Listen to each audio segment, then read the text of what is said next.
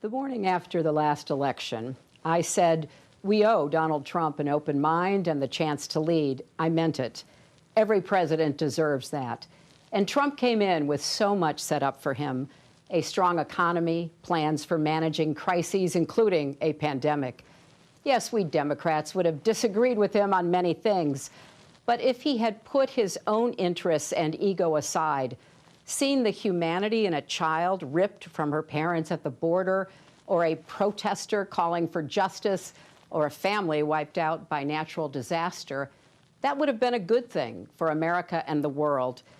I wish Donald Trump knew how to be a president, because America needs a president right now.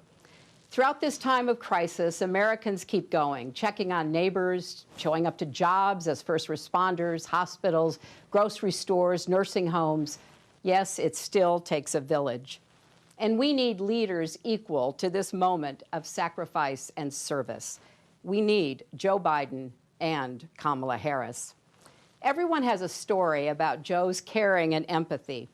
I remember him calling after my mother, Dorothy, died, and we talked about being raised by strong women. The best testament to Joe is how he's cared for his family. And how great is it that Dr. Jill Biden plans to keep teaching as First Lady. And Joe picked the right partner in Kamala. She's relentless in the pursuit of justice and equity, and she's kind. When her press secretary, Tyrone Gale, was dying of cancer, she dropped everything to be with him in his final moments. I know something about the slings and arrows she'll face, and believe me, this former district attorney and attorney general can handle them all. So this is the team to pull our nation back from the brink. But they can't do it without us. For 4 years, people have told me, I didn't realize how dangerous he was. I wish I could do it all over. Or worst, I should have voted. Look, this can't be another woulda, coulda, shoulda election. If you vote by mail, request your ballot now and send it back right away. If you vote in person, do it early. Become a poll worker. Most of all, no matter what, vote. As Michelle Obama and Bernie Sanders warned us, if Trump is reelected, things will get even worse.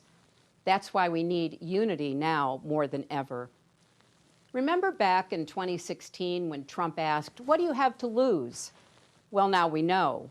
Our health care, our jobs, our loved ones, our leadership in the world, and even our post office. But let's set our sights higher than getting one man out of the White House. Joe Biden and Kamala Harris are going to give us so much to vote for. Let's vote for the jobs that Joe's plan will create. Clean energy jobs to fight climate change, caregiving jobs with living wages. Vote for emergency relief that lifts small businesses and saves hardworking people from foreclosures and evictions. It's wrong that billionaires got $400 billion richer during the pandemic, while millions lost their $600 a week in extra unemployment. Vote for the parents and teachers struggling to balance children's education and safety, and for healthcare workers fighting COVID-19 with little help from the White House. Vote for paid family leave and health care for everyone, for Social Security, Medicare, and Planned Parenthood. Vote for dreamers and their families. Vote for law enforcement purged of racial bias that keeps all our streets safe. Vote for justice for George Floyd, Breonna Taylor, and Ahmaud Arbery, because Black lives matter. Vote for honest elections so we, not a foreign adversary, choose our president. Vote for the diverse, hopeful America we saw in last night's roll call. And don't forget, Joe and Kamala can win by 3 million votes and still lose. Take it from me. So we need numbers overwhelming so Trump can't sneak or steal his way to victory. Text VOTE 30330 to get started. 100 years ago yesterday, the 19th Amendment to the Constitution was ratified.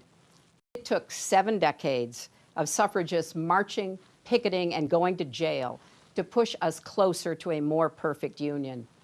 55 years ago, John Lewis marched and bled in Selma. Work was unfinished.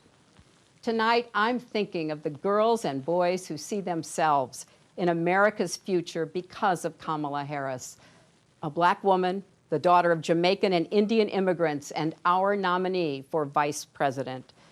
This is our country's story, breaking down barriers and expanding the circle of possibility. And to the young people watching, don't give up on America. Despite our flaws and problems, we've come so far. We can still be a more just, equal country with opportunities previous generations could never have imagined. There's a lot of heartbreak in America now. And the truth is, many things were broken before the pandemic. But as the saying goes, the world breaks everyone, and afterward, many are strong at the broken places. That's Joe Biden. He knows how to keep going, unify, and lead, because he's done that for his family and country. So come November, if we're strong together, we'll heal together. We'll redeem the soul and the promise of our country, led by President Joe Biden and Vice President Kamala Harris.